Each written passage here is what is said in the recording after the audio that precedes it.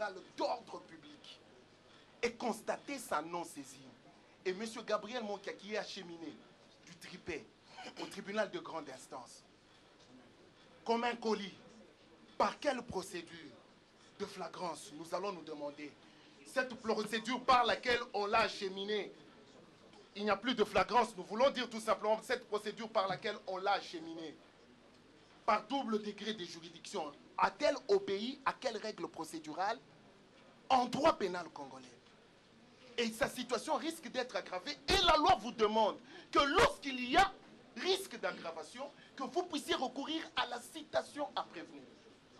Veuillez constater votre honneur tout simplement que votre tribunal est non saisi. J'ai dit. Le tribunal vous remercie. Il y a une réaction. Oui, Monsieur le Président. Un instant. Un petit élément. Oui.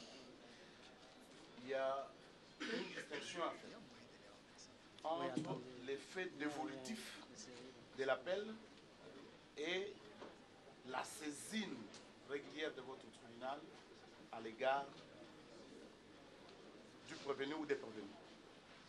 Si l'appel vous saisit, nous estimons que c'est sur base de l'article 94 du Code d'organisation et des compétences judiciaires. Mais maintenant, votre saisine à l'égard de nos clients, nous estimons qu'il y a lieu de respecter l'article de notre client, il y a lieu de respecter l'article 104 du Code de procédure pénale. Donc, en combinaison de ces deux dispositions, nous estimons qu'à ce jour, il y a l'effet dévolutif qui est là, qui est constaté par le fait que le dossier judiciaire vous a été transmis et que quant à la saisine vis-à-vis de nos clients, c'est comme les autres confrères l'ont développé ici, vous n'êtes pas régulièrement saisi.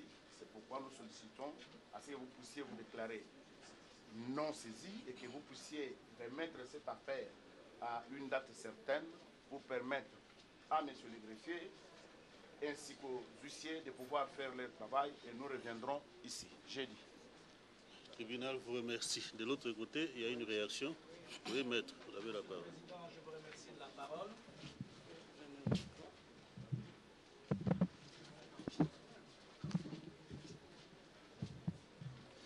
Monsieur le Président, distingués membres du tribunal, honorable organe de la loi, en suivant l'exposé de la partie adverse du prévenu Mokia, qui était dans la rubrique de la présentation de ses motifs d'appel, nous avons eu la forte sensation que la même confusion qui avait été entretenue à partir du premier degré est remontée au niveau d'appel.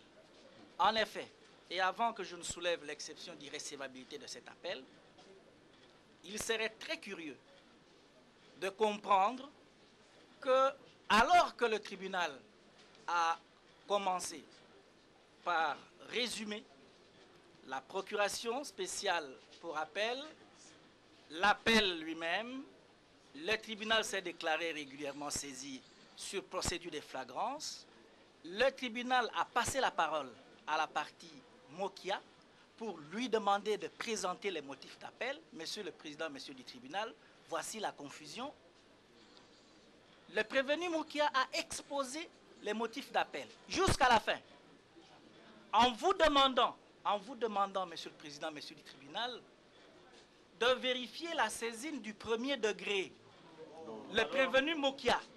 Pas de réaction, maître. Le prévenu Mokia, Monsieur le Président, Monsieur vous du allez tribunal, réagir. a exposé qu'ils sont venus en appel. C'est la première intervention. Ils sont venus en appel parce qu'ils se sont demandé, ils se sont posé la question de savoir comment est-ce que le tribunal pouvait statuer dans cette affaire sans vérifier et examiner la procédure, le délai de huitaine franche. Et le deuxième intervenant ajoute d'ailleurs qu'ils sont en appel contre toutes ces décisions-là. Nous avons bien noté ça. Contre toutes ces décisions-là. Donc, aujourd'hui, Monsieur le Président, Monsieur le tribunal, la partie Mokia, après avoir exposé les motifs d'appel, fait un revirement pour vous contester la saisine, pour dire que vous n'êtes pas saisi, et qu'on vous demande que vous puissiez vous déclarer non saisi pour pouvoir lancer la procédure. Le confrère qui va me suivre va, Monsieur le Président, Monsieur le tribunal, essayé de vous exposer en ce qui concerne la procédure de flagrance. Mais je voudrais revenir sur l'irrécevabilité du présent appel. Allez, ça, nous sommes encore au niveau de la saisine, maître. N'allez pas trop vite en besogne. Oui, Monsieur le Président, pour Si revenir... vous pouvez laisser votre confrère... Pour revenir sur la saisine, je me résume en vous disant que le tribunal est régulièrement saisi. Nous sommes en matière de flagrance et que le prévenu vous a été présenté en cet état de flagrance. Et comme on vous le lira tout à l'heure, je vais céder la parole au confrère qui me suit. Votre auguste juridiction est régulièrement saisie à la date d'aujourd'hui. J'ai dit, je vous remercie. Le tribunal vous remercie. Maître, vous avez ajouté. Tout à fait, Monsieur le Président. Le tribunal vous accorde la parole. Oui, Monsieur le Président, merci pour la parole.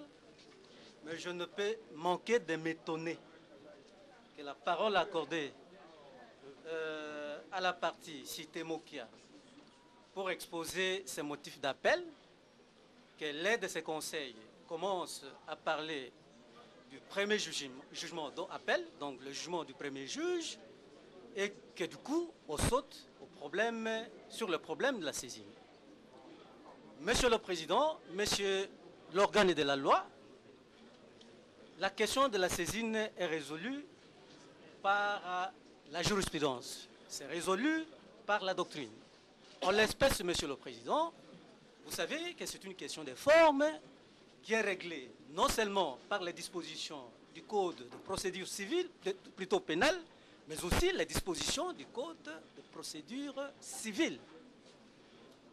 Et nous ne pouvons nous empêcher, Monsieur le Président, de parler de la nullité d'acte de procédure. Pour dire un acte de procédure nul, il doit faire grief. En l'espèce, nous ne voyons pas en quoi votre saisine fait grief à la partie Mokia. Nous le disons pourquoi, Monsieur le Président? Parce que les dispositions légales sur la flagrance disent ceci. S'il vous plaît, confrère. En effet, Monsieur le Président, voilà ce que disent les dispositions de l'ordonnance de loi 178-001 relative à la répression des infractions flagrantes. Article 11. En matière d'infractions flagrantes ou réputées telles, les droits d'appel ainsi que la constitution des parties civiles s'exercent conformément aux dispositions du Code de procédure pénale. Il en est de même de la procédure à suivre. Toutefois, s'il vous plaît, confrère, toutefois, la juridiction saisie de l'appel examine ces infractions, toute affaire cessante. C'est cette disposition, Monsieur le Président, de l'alinéa 2, qui indique que c'est une matière qui requiert célérité. Nous sommes en matière de flagrance, Monsieur le Président. Donc, la partie Mokia ne peut pas initier un acte d'appel pour voir votre juridiction statuer sur cet appel et du coup, sachant que c'est une procédure qui requiert célérité, empêcher à votre tribunal de pouvoir statuer sur le mérite de son appel.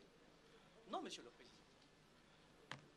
Donc, vous direz tout simplement le moyen d'irrégularité de saisine soulevé par